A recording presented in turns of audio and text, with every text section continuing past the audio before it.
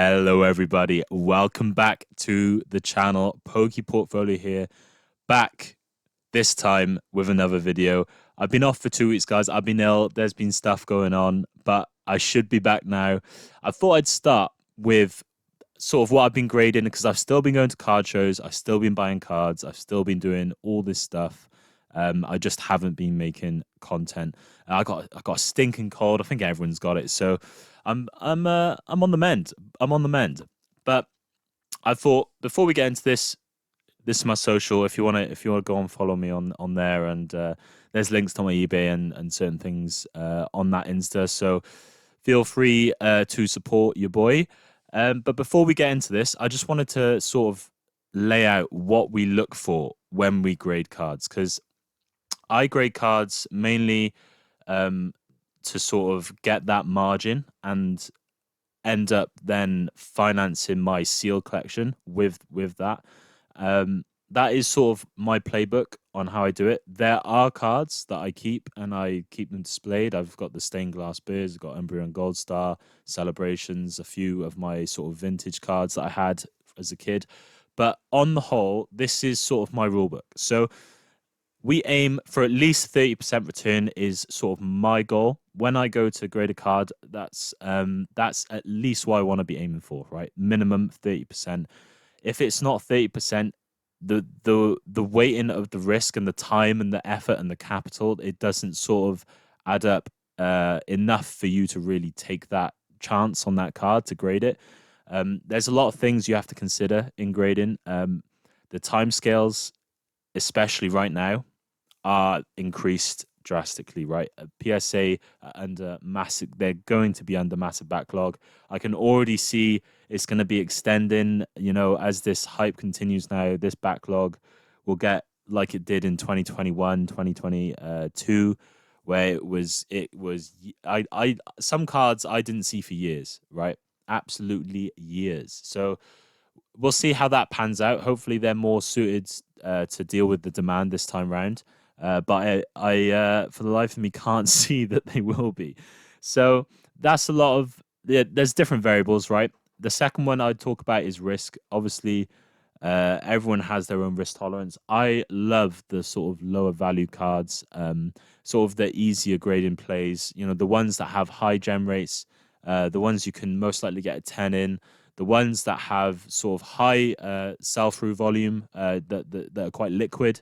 I love those sort of cards because it means that as soon as I get them in, I can sort of move them pretty quickly and then put that sort of gain back into sealed. And so that is my playbook, guys. So like I said, grading is risky due to the timescales. So there are times where it's what they say on the tin, where it's like 45. It used to be 45 business days for subcenter. They've upped it to 65. Don't be fooled. It's longer than that, guys. It is longer than that, right? I've had cards there for 4 months now, and it's climbing. I doubt I'll see those anytime soon. They are in the last step of the process. There is warnings on the site to say the QA checks at the end longer than expected, and there's all sorts going on. So the time scale, you have to be able to tie up capital for long periods of time. I'm talking minimum 6 months. So that money's gone for 6 months. Plus, then you have the other 3 months on top of that to have the time to sell them when they come back. So essentially, this is a 9-month investing thesis. In all, you have to be able to take that time to tie up that capital, because you won't be seeing it, and you risk the market changing when they are back. When the cards come back to you, the market might have had a downturn. They might have had reprints. Anything can happen. The demand might have gone away. You don't know. So it's important that you sort of weigh that up in your decision making. And I can see myself going forward grading less and less and less. And as we go through this sort of cycle, I'll still be picking up single cards that I think are good gem mint cards and good value for money. But I probably won't be grading them just yet. Maybe I'll wait a bit before hopefully the time scales come down, because it is long right now, guys. It is long, so be warned. The second thing, oh, the fourth thing is maintain margin. So that means that when you're at card shows, try and get the best deal. If or if you're buying online, if you've got a reputable eBay seller, just try and build up a rapport. That's sort of the best way to make extra margin, is to know the people, guys. It's all about the people. If you go to a card show, shake hands with these guys, with these gals, look them in the eye, make sure they know who you are, and then you come back the time after, and they will trust me, they will recognize you, and they'll be like, "Didn't you buy a card from me last time?" And that is where the rapport starts to come in, and then you can essentially be like, listen, I'm a returning customer. In general, I'm a returning customer. Could you give me like, £5 off, £10 off? And that's where you get extra margin from those sort of personal connections you build up, and they are very important because it's a two-way street. It works both ways. You're giving them business, they're giving you a good deal. It's a two-way street, right? And that everyone is really lovely. So most people are really lovely. So just spend the time building that up. And and the most important thing I'd say is when you're looking for cards, just make sure you know what you're looking for in terms of condition and how they look, right? You've got to make sure you know what you're looking for when you're looking at cards. You've got to make sure they are gem mint. There can be certain things if you want to play a risky play, or if you are fine getting a 9 because you can still make money on 9s as well as 10s. But on the whole, just make sure they're gem mint, guys, because tens sort of, that's where the money's at. Okay, tens is where the money's at. Um, let's see what I've been grading. So a few card shows ago, I purchased a Mew. I think I bought it for less than 65. I think it was around that 45 mark at the time. Um, as you can see, guys, there's great profit there. Great profit there. The grading costs have gone up, yes, to 18 under Subcenter, and PSA have raised it by 50p. It's only 50p. That's probably the best case scenario we could have hoped for right now. But so you'd be losing money on the 9. That's why you have to make sure sometimes you have to know what you're looking for. That if you hit that 10, guys, that's decent profit. So uh, that's what you can be expecting. A lot of these cards are celebration cards because I am a big celebrations fan. So that's what I've been buying recently. Obviously, we've got the anniversary coming up. Next on the list is Blastoise, another great margin play, probably a better margin play than the Mew there. So if we can see, it's similar profit, but it's only 18, a fraction of the cost to buy this card. And a lot of these Blastoises are gem mint, guys. Honestly, the celebrations on the whole is easy to grade. That's what I like, and it's a very liquid card. It sells every week, right? That's what I like. Going on to Venusaur, a bit less profit, probably the least favorite of the three starters, obviously for obvious reasons. Still profitable, guys. Still a profitable play. You might as well pick it up if you're doing sort of cycling through cards. It's still, the percentage gain there is still worth the time that you put in for that. Next one up, a very, very interesting play, guys. Birthday Pikachu. You can make money on the Birthday Pikachu if you hit a 9. That's right. If you hit a 9, you can still make money on this card. Essentially, even if you sort of do your gem mint look and it's slightly wrong and you think it was a 10, but you missed an imperfection and you ended up getting a 9, you still make money selling that card, guys. That is what you call essentially a zero risk play. If you avoid the 8s and below, it is a zero risk play. This is a newer set, obviously, in terms of like the general Pokemon history. It's newer than a lot of things, and so a lot of the cards are still mint condition. You can find gem mint cards still to this day, and it's just like they've just been ripped out of the packet. Obviously, people are still ripping celebrations because they love it. So PSA 10, guys, 180. 180. This is a no-brainer play. This is slept on, in my opinion. It's a no-brainer play. You have to be picking the birthday Pikachus up. I don't know if people has actually given these to for people's birthdays or not, but they move, guys. They're very liquid, and the profit is there. So this is a no-brainer. If you see it, if it's gem mint, If you want to take the risk and you're like, oh, should I, shouldn't I, shouldn't I, shouldn't I? PSA 9, you make money. You make money. So this now we're on to the IRs, guys. We're on to some of the IRs. Paradox Rift Groudon. Um, in my opinion, very hard to find a Gem Mint 10 condition card. Very difficult indeed. Um, I think it's hard to grade. I'd have to check the gem ratings, but in my opinion, it feels hard to grade. I don't know if that's true or not, but it feels that way. You're obviously roughly breaking even if you hit that 9. So you wait. You imagine you wait all that time and you hit that 9. You're roughly breaking even, which is fine. So essentially, it's zero risk. If you hit that 10, which is I'm guessing why it's so expensive because it's really hard to grade. Yeah, £430, guys, for this Groudon in a 10.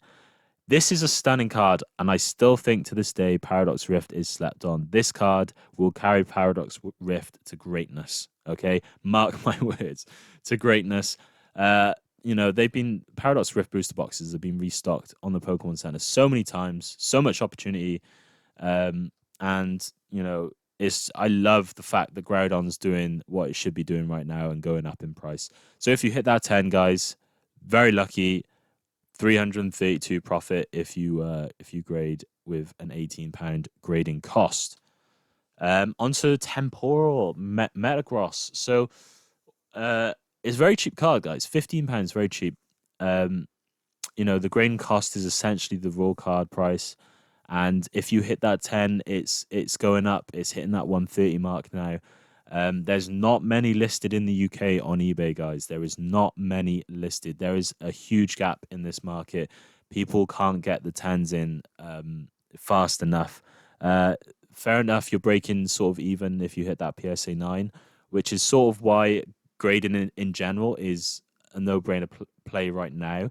But obviously, as these timescales increase at the PSA submission center, then it's you sort of run the risk of not knowing when the demand drops, and that is sort of why we're seeing massive price increases in tens because all the cards are still at PSA. So I'd imagine I think there was one listed in the UK and it was more than 130. So it's got to be hitting 150 soon. It's a beautiful card, an absolutely stunning card. Great illustration there. So the profit's there, guys. Shiftry onto Shiftry, a very small play. I just love the card. I don't know why, but I really like this card. I think this is as correct as cards go.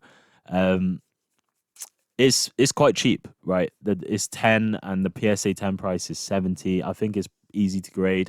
I've seen like every Shiftry I've seen is either a 9 or a 10. There's no debating really that this is an easy card to grade because it is. But there's still profit to be made if you hit that 10. £44 of profit, guys. So still worth your time, even if you put it away for a long period. So definitely worth it for me. Onto the Infernape. Again, similar to the Metagross, very interesting card right now. Current price is like roughly £12 to £15, somewhere around there. The grading cost is obviously same.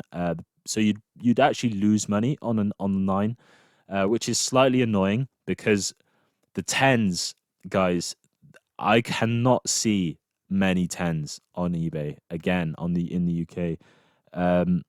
So it only really means this card's going one way and that's up. At the minute it's 120. It's probably going to look like it's 150 soon. Again, similar to the Metagross. There's decent profit to be made there, guys. Really decent profit. We're talking 3x, 4x your money. And it's one of those cards that I've seen a lot of Gem cards at card shows of this Infernape, and it's almost like, why is no one picking this up? Because there was one point where loads of people were picking it up, but then I saw almost a whole binder, like few pages full of Infernape, and I'm like, wow, like loads of these cards are Gem Mint cards. Just someone take them. But yeah, I think Infernape's quite a popular Pokemon, especially for Gen 4 people. So and it's a stunning art again. Done correct, guys. Done correct. Pokemon are not missing beats in this market. Onto a Crown Zenith card, Pikachu. I had one of these graded a 9. I let it go quite early for quite cheap as well. Actually, probably less than £30. Right now, the PSA 9 is 55. The raw price is floating around 40. There's been some lower sales, but it is pushing that 40 mark, 40, 45, sometimes 35. It's very condition dependent. But look at that 10 price, guys. £210. This card is very liquid. Card selling of this almost every day, right? Every day, almost every day, tens are selling. Very liquid. People want this card, and it's just been creeping. It's just been creeping up. Crown Zenith is creeping up, and the profit margin is there. Look at that profit margin, and it's almost it's like a no. It's almost like a no-brainer to play again. You break even on the 9 essentially. If you can get it at a decent price, like maybe you have a rapport with the vendor and he cuts you a nice deal. It's worth it really, even if you get a 9, because you got that chance at that 10. Onto the final card, I believe, the good old Mewtwo. Luckily for me, I was picking this card up at 25, at 20, at 30. The raw price now is 60. It's gone bonkers. 151 is absolutely crazy. The grading cost obviously is still at 18. So it makes the PSA 9 right now almost not worth it, right? But then you look at that 10, and when you hit that 10, look at that profit margin, guys. £292 of profit compared to the 78 that you put in. It's absolutely bonkers. These promos from 151 have been doing crazy things, and the best part is, guys, they're just really not going to reprint the UPC or whatever. They're just not going to reprint it. So whatever's out there is out there. People have it sealed still.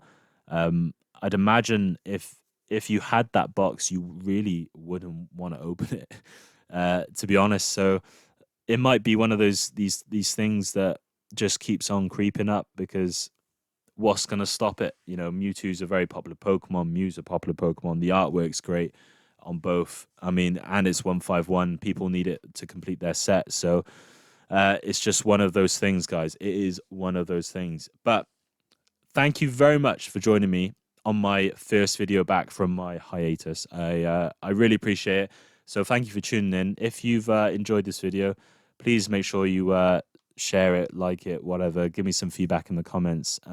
I'll get back to you all. So thanks for that, guys. I will catch you in the next video.